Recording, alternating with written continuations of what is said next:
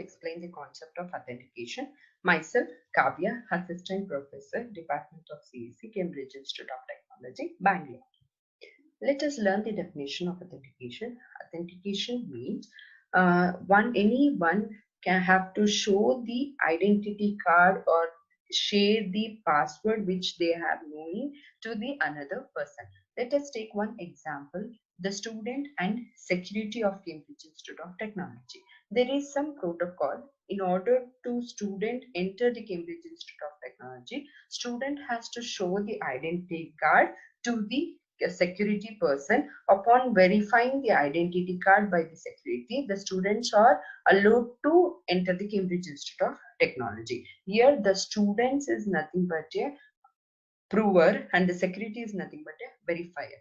The students are proving themselves by showing the identity card which has been issued by the Cambridge Institute of Technology to the security person. Security is verifying the student's identity card. If it is correct, then allowing the students to gain entry to the Cambridge Institute of Technology. Here the students is called as a prover and the security is called as a verifier.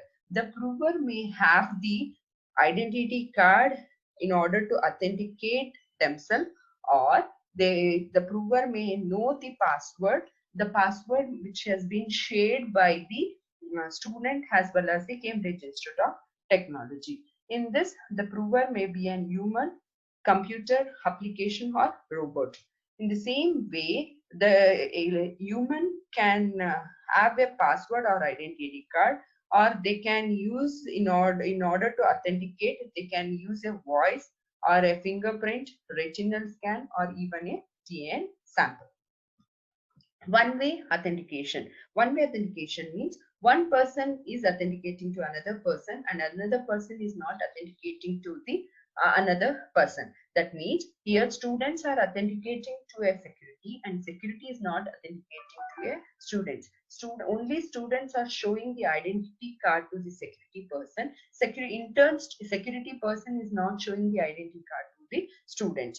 In one more example, in client-server communication, client is authenticating itself to a server will not authenticating to a client. This is also referred to as a one-way authentication.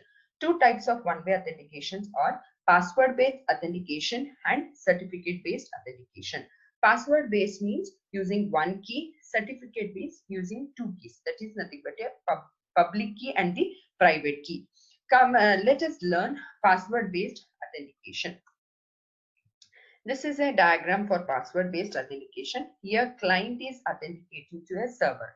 How the client is authenticating the server? By using the password which has been shared between the client and the server. So, for this client uses the login name as Alka and the password is nothing but XAL2BZ, 4. Once it is being entered, the server verifies the login name and the password with the database which has been used by the server. That is nothing but a Halka and XAZ. If it is both matches, then they allow. Then server says that you are the one with the name Alka. Here there are two dangers associated with this diagram. One is nothing but the password is not being encrypted. The eavesdropping can be taken place. Snooping can be taken place and obtains the password. And later, attacker with some other name called as Droth pretends like a Alka. My username is Alka. My password is this. How the attacker Darth has got this password? By eavesdropping or by snooping the communication link and obtains this password, and pretends like a Halka and uses this password and authenticates to a server and start communicating with the server. Okay, this is one scenario. Another scenario is nothing but the server who is maintaining the database. There may be an internal attacker. That attacker can uses the Alka's login name and password and gain access to any account and modifies the account or do some transaction and transfer the amount or withdraw the amount can be taken place. These are the two dangers associated with communicating a password. See the same thing I will just read out. The password is sent in clear, so an attacker can eavesdrop on the message containing the password and later impersonate the real user. Or the second one is the password are stored in unencrypted form in the file on the server. If an internal attacker obtains an access to that file, all the passwords stored on that server would get compromised. These are the two dangers associated with the communicating password. One is the password whichever is used by the client to authenticate to a server is not being encrypted, and also which has been stored in the database also the password is not being encrypted. It has been stored in the same way. There may be an internal attacker obtains this and gain access to the server some account, or the person eavesdrops on this and obtains the password and pretends like a alka and gain access to some account. How to avoid this? In order to avoid this, instead of sending a password, you are using a hash of the password. So how? See, a login name is nothing but a halka. For the password, hash of the password, you are for some password. Let us take 1234556. You are, and this is being used in order to log into the server. Once the client has used, the client name is alka and the password is nothing but the hash of the password, the server verifies that for this alka name what is the hash of the password. So the hash of the password, if it is correct, then allow the clients to access the account. So by doing this, you can avoid the dangers associated with the previous method. How? Here eavesdropping can take place also. You can't obtain the password, correct password. Only you can have the hash of the password. How? The property, you have learned the properties of cryptographic hash. One way properties avoids by deducing the password, right? In the same way, internal attacker tries to obtain the hash of the password also. The person can't obtain the password for the name alka. By doing this, you can avoid the dangers associated with communicating with a password. See, a cryptographic hash of the password rather than password itself is stored on the server. And one-way property of the cryptographic hash helps prevent an attacker from deducing user password from information in the password file or in the transmission link.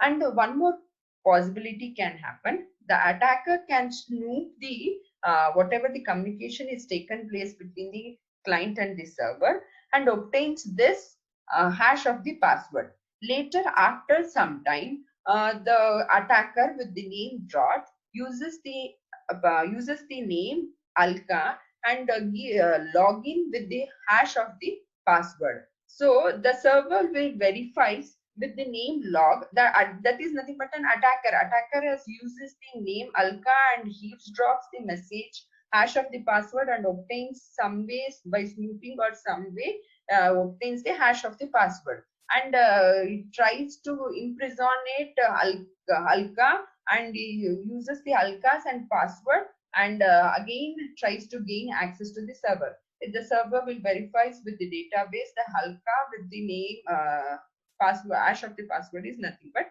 and allow the permission to gain access, right? This can be possible. So that is nothing but the attacker could snoop on the communication link between the client and the server and obtains the hash of the password. After some time, it will use a replay. Replay means it uses the same hash of the password and imprisoning like a halka and tries to gain access to the resources. So this can be overcome by server should offer a fresh challenge to a prover. That is nothing but not only identity card is enough. The security has to give some more challenges to the prover. so that this is the person who belongs to the Cambridge Institute of Technology. It can be verified. So the response, the client does not communicate its password, but rather proves that it knows the password. Okay, here it is another. The client will not gives you the send the password. Instead of that, it tries to tell that I know the password. I know the answers like this.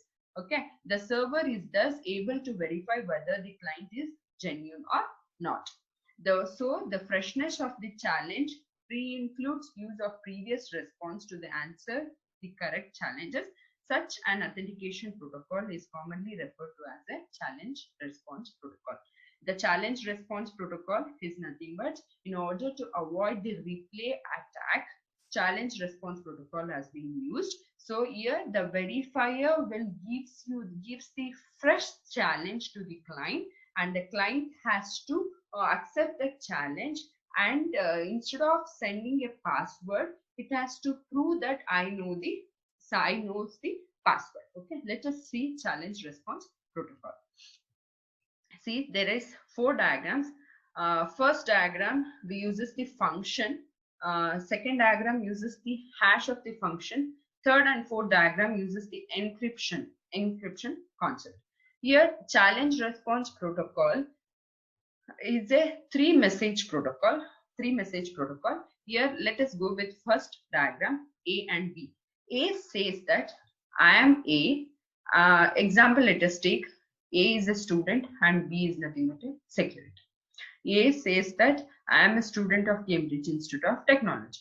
What B will do? Verifies the identity card, yes, and it will not only verifies the identity card, it also gives the challenge. Challenge is nothing but it is denoted by the R. You can call it as a notch to the A. That means if you are a student of Cambridge Institute of Technology, then tell me who is the principal of Cambridge Institute of Technology. So what A will do? A will, instead of sending the answer clear, it will tells that it will uses the nonce, accepts the challenge, right?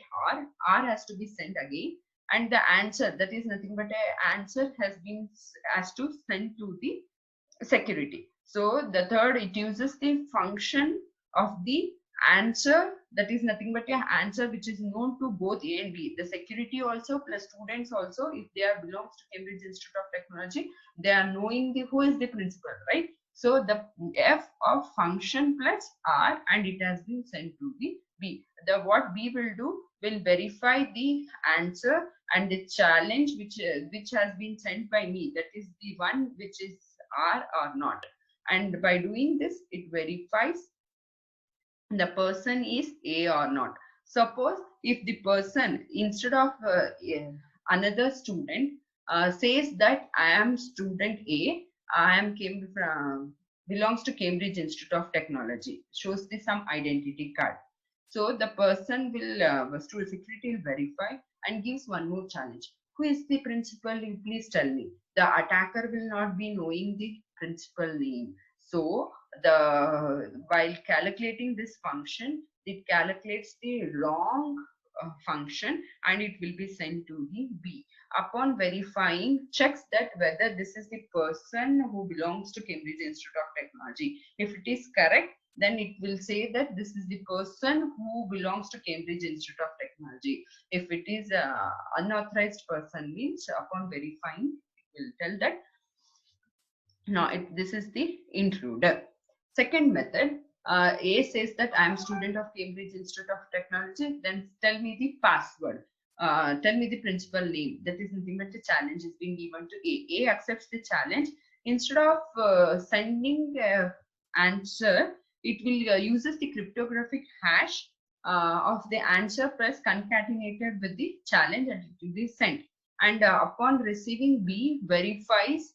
It will also creates the hash of the answer plus challenge and verifies that is equal to receive. If it is correct, then it says that this is the person who belongs to Cambridge Institute of Technology. Another method, third method, it says that I'm a student of Cambridge Institute of Technology. The B will gives you the challenge.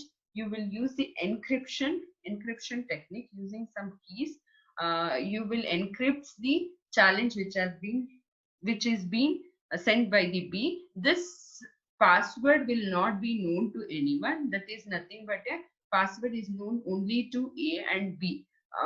Using that password, it uses the encryption technique and it encrypts the challenge whichever is being accepted by the B, and it is being sent to A. Suppose the attacker tries to say that I am A, belongs to this Cambridge Institute of Technology. This security person will send you some more challenge. That challenge should be accepted by A. That means attacker will accept that, and it tries to encrypts the message, but the password is unknown to the attacker. So by doing this, the intruder is the person who is the intruder. We will verify that by checking by giving a fresh challenge. Next method, the A will say that I am student of Cambridge Institute of Technology. The student will encrypt the challenge which is being shared between A and B, and because no one else has know this password until the person A or B reveals the password. Okay, encrypts the challenge using the password which is shared between A and B, and it is be sent to A. And what B will do, the B will decrypt this. No one else can decrypt this because the secret is being encrypted using the secret which is shared between A and B. So it will be decrypted and it will be sent back to the B. These are the 4 different methods which uses the challenge response protocol in order to avoid the replay attack. 3-message one-way authentication protocol, also called as challenge response protocol. In the first diagram, A conveys its identity. The second message contains the challenge from the server in order to avoid the replay attack. The challenge is denoted by the R, that is called as a nonce.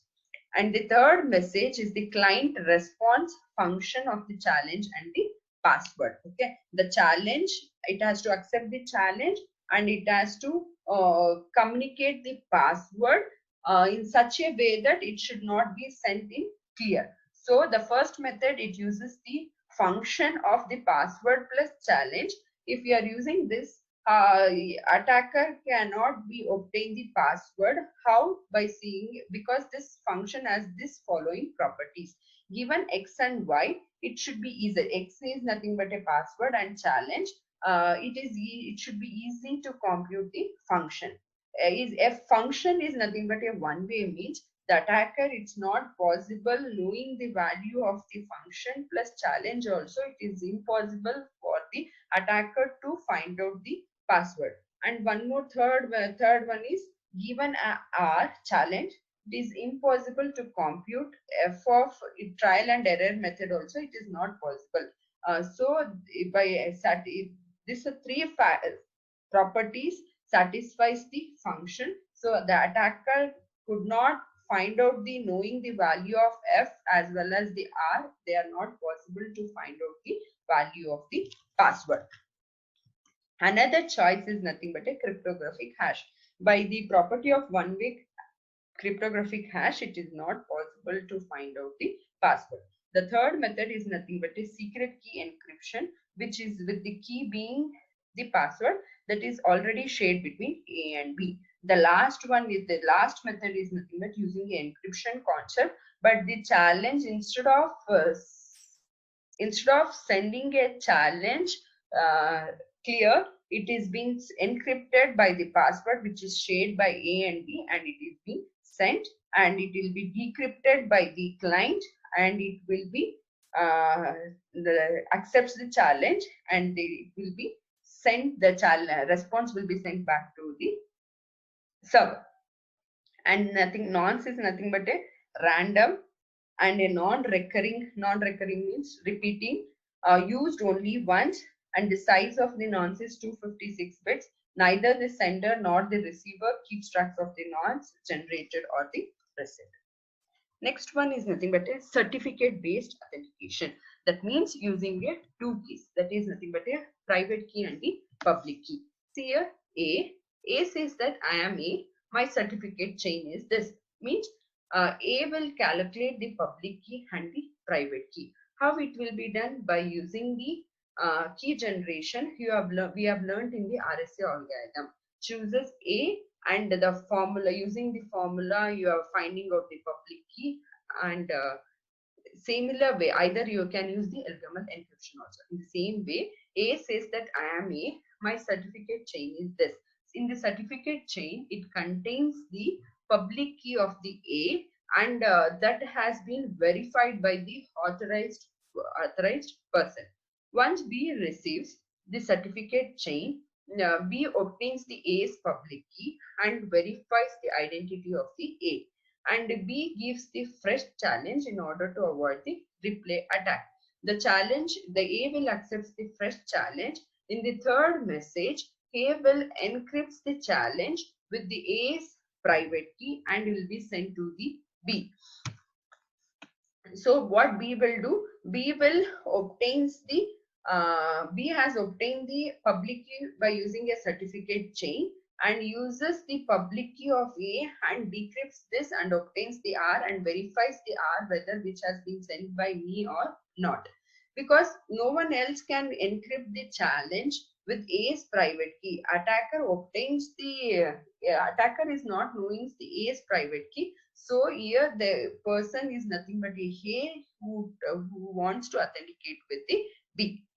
Next, another option is I am A, certificate chain will be sent, and the B obtains the public key of A's by using a certificate chain, and it will encrypt the challenge R by using A's public key which has been obtained by B from the first message, and it will be encrypting R and it will be sent to the A.